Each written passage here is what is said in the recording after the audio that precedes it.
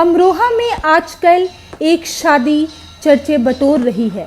ये शादी है अमरोहा के डिप्टी कलेक्टर मांगेराम चौहान के इकलौते बेटे की। मांगेराम चौहान को वैसे तो इलाके के सभी लोग जानते हैं। वो आरोपियों को जमानत से पहले एक शर्त रख देते हैं, लेकिन इस बार उन्होंने एक विशेष शर्त अपने इकलौते बेटे की शादी में रख दी। एसडीएम मांगेराम चौहान ने वधू पक्ष के सामने ये शर्त रख दी कि शादी के समय उन्हें दूल्हे और दुल्हन को एक एक पौधा देना पड़ेगा और वर वधू को शादी के साथ साथ उस पौधे को रोपना पड़ेगा, उसकी देखभाल करनी पड़ेगी।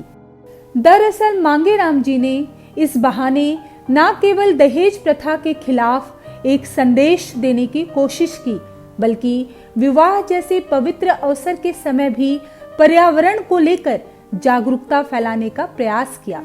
शादी समारोह में पूछे जाने वाला सवाल कि दहेज में क्या आया, क्या दिया, मुझे लगता था कि ये सवाल किसी परिवार की आर्थिक स्थिति को सार्वजनिक करने का एक तरीका बन गया। साथ ही साथ स्त्री वर्ग के सम्मान को ठेस पहुंचाता हुआ भी ये विचार मुझे प्रतीत होता था।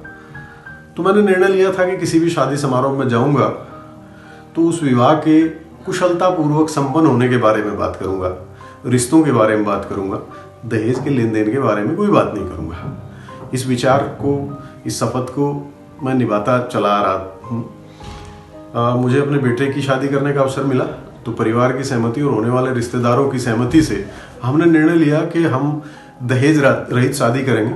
कोई सामान का लेन देन आपस में नहीं किया जाएगा, बल्कि वृक्षारोपण करके प्रकृति को ऑक्शन देने का काम हम सब मिलकर जरूर करेंगे। तो इसी क्रम में जो हमारी रिश्तेदारी है, जो हमारी रिश्तेदारी बनी है, उसके प्राथमिक स्कूल में बेटा और होने वाली बहू दोनों से एक एक वृक्ष लगवाया गया, जिससे कि संसार रहने के लिए और बेहतर स्थान बन सके। एसडीएम मांगेराम चौहान अमरोहा में पर्यावरण संरक्षण के प्रतीक बन चुके हैं। उनके प्रयासों से न केवल लोगों में जागरूकता आई है, बल्कि इलाके में चारों तरफ हरियाली तेजी से बढ़ी है। दरअसल जब भी कोई डिप्टी कलेक्टर ऑफिस में आता है तो उसे वृक्षारोपण और पर्यावरण संरक्षण की शपथ लेनी पड़ती है। छोटे मोटे केस में जमानत के लिए याचिकाकर्ता को पेड़ लगाने पड़ते हैं। जाहिर है पर्यावरण को लेकर अभियान चलाने वाले मांगेराम चौहान जी ने इसी नुस्खे को अपने बेटे की शादी में अपनाया। बेटे ने भी पिता की मुहिम का साथ दिया और वृक्षारोपण करके आज की युवा पीढ़ी को दहेज ना लेने की सीख दी। दहेज की परंपरा को खत्म कर उसकी जगह वृक्षारोपण करने का विचार मेरे पिताजी का था। उन्होंने एक मुहिम चलाई हुई है वृक्षारोपण की, जिसे चौहान मॉडल का नाम दिया गया है। और जब पिताजी ने मेरे समक्ष ये विचार रखा कि क्यों ना हम दान दहेज की प्रथा को खत्म कर उसकी जगह दहेज में 2 वृक्ष लेकर वृक्षारोपण करें, तो मैं भी इस विचार से सहमत था, क्योंकि इस विचार से हम सामाजिक बुराई और दूसरा अपने पर्यावरण के लिए कुछ बेहतर कर पा रहे हैं। घर की बहू ने भी वृक्षारोपण करके अपने ससुर की मुहिम को आगे बढ़ाया।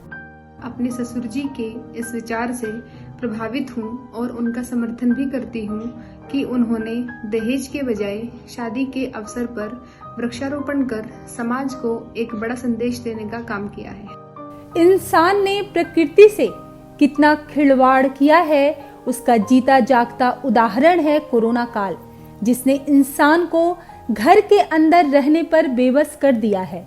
अगर आज भी हमने प्रकृति और दूसरे जीवों के प्रति अपनी सोच नहीं बदली तो वो दिन दूर नहीं जिसके परिणाम और भी ज्यादा भयंकर होंगे।